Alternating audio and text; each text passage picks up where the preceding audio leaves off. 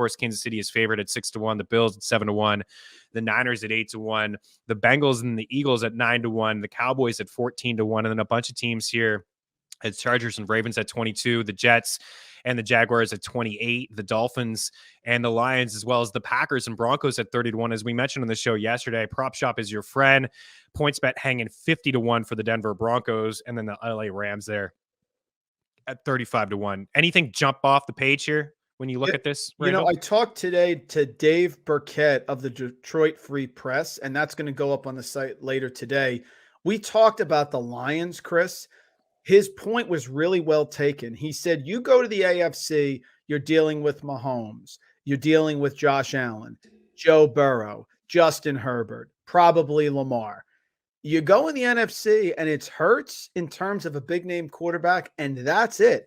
Detroit was fantastic this year, 9-8, almost made a playoff. They have to improve the defense, but they were middle of the league in sacks, and their offensive line is legit. They have weapons all over the place.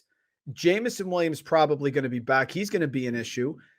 So honestly, plus 3,000 for the Lions. Can they get there? Is it realistic? And then you could hedge. Sure. That's the first thing that jumped off the page to me, because the NFC is completely wide open. Assuming Aaron Rodgers doesn't go back to the Packers, Chris, we're living in a world where the Lions are going to be the favorite to win the division for the first time in God knows how many years. So at plus 3,000, why not?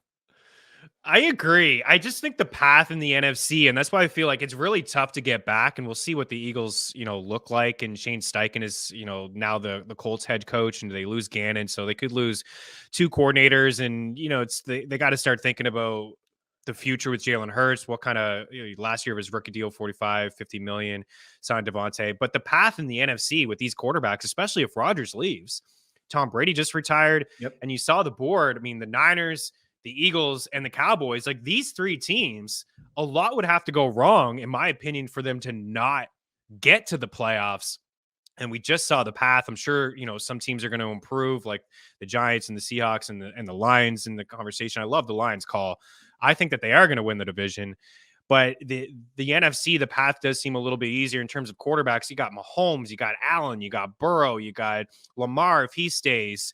Herbert. We just saw the leap forward in year 2 for Trevor Lawrence. Miami almost beat Buffalo in Buffalo with a third string quarterback and a rookie head coach. So the Dolphins are no joke either. And then Sean Payton with the Broncos. So it's very, very crowded inside the AFC. Do you think Rodgers is a member of the Packers? Like, what happens here when he gets out of his 4-day dark retreat? What do you think happens? Yeah, I think he's gone, Chris. I do. We're putting an article together on the site here at FTN on the quarterback carousel, and I submitted it. And a little spoiler alert: I submitted that he goes to the Raiders. I think he wants a ring.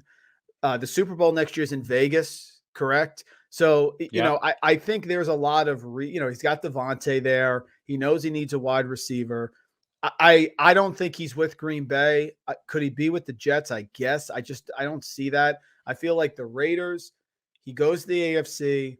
He's in the West, warm weather, out, Vegas Super Bowl is there. He's got Devontae. That's just a guess on my part. But no, I don't think he's with the Packers. And I think, like you saw with the Eagles call was great for you.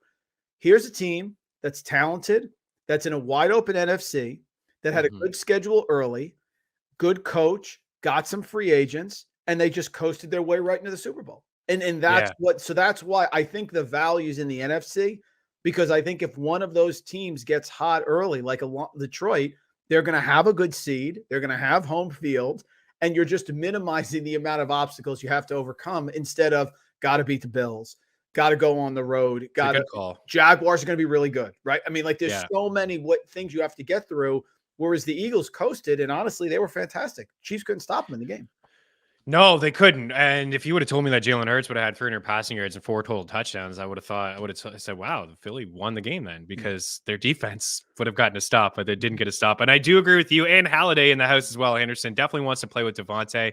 Missing his boy Adams there, and those guys are obviously absolutely legit. We've seen it, just a couple years removed from being fantastic and being the NFL MVP. Is that Jets number 28 just like books being safe just in case?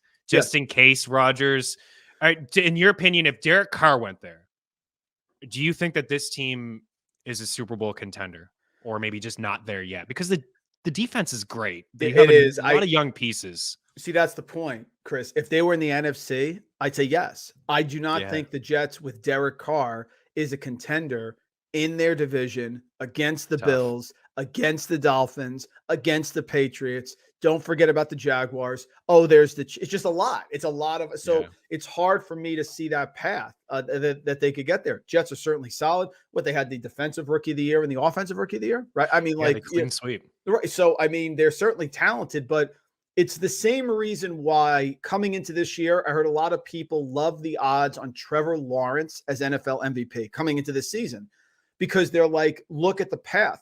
I saw a path that the Jaguars could be much better. I saw a path that the Jaguars could win the division.